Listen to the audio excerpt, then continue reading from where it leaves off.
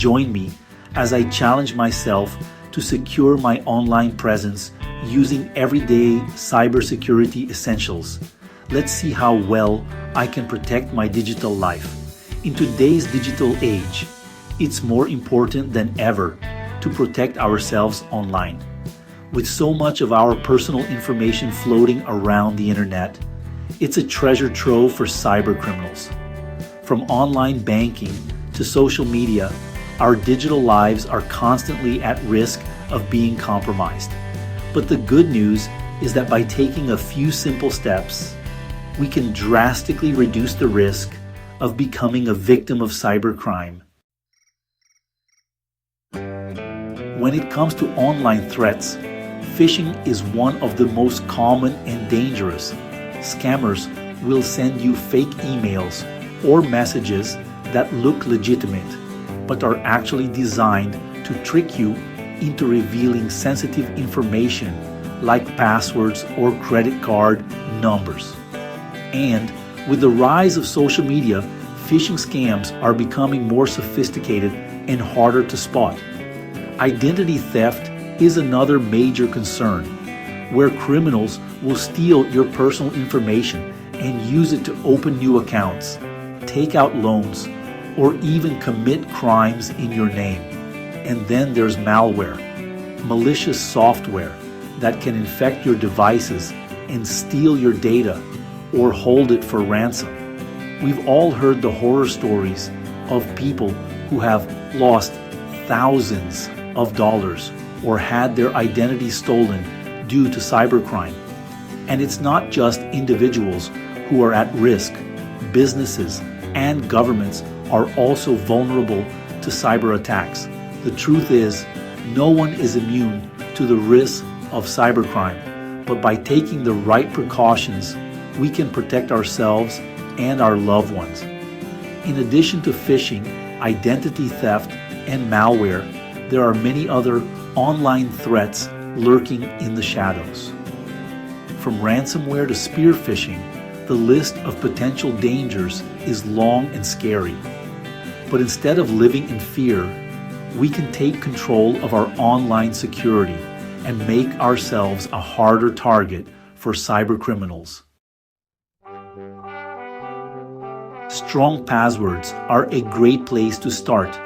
Using a combination of uppercase and lowercase letters, numbers, and special characters can make it much harder for hackers to crack your password.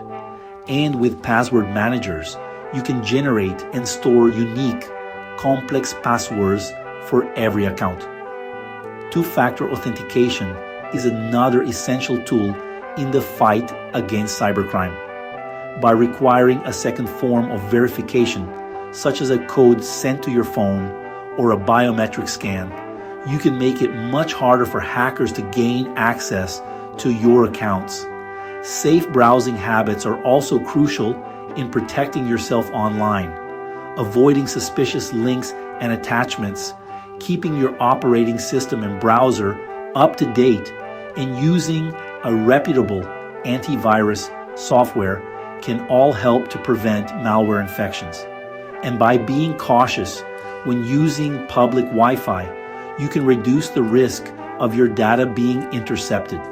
By combining these essential cybersecurity practices, you can create a strong defense against online threats. I want to share a story with you about someone who successfully protected themselves from a phishing scam. Sarah, a friend of mine, received an email that looked like it was from her bank, saying that her account had been compromised and she needed to click a link to reset her password. But Sarah was savvy. She knew that banks would never ask for sensitive information via email, and she was suspicious of the generic greeting and lack of personalization. So she did some research, contacted her bank, and confirmed that it was a phishing scam. By being vigilant and taking the time to verify the email, Sarah protected herself from a potential disaster. I also know someone who got hacked because they use the same password across multiple accounts. When one of the accounts got compromised, the hacker was able to gain access to all of the other accounts that used the same password. It was a nightmare to clean up, and it took weeks to get everything sorted out. But the good news is that they learned a valuable lesson and now use unique, complex passwords for every account. It's not just about avoiding catastrophe. By protecting ourselves online, we can also avoid the hassle and stress that comes with dealing with cybercrime.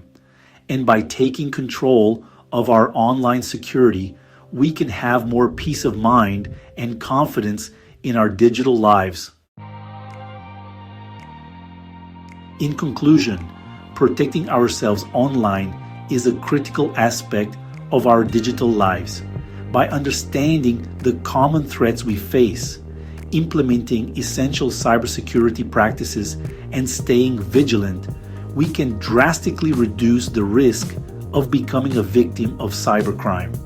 Remember, it's always better to be safe than sorry. Thanks for watching, and I'd love to hear from you in the comments. What are some of your favorite cybersecurity practices or tips? And if you want to learn more about staying safe online, be sure to check out my other video on cybersecurity best practices.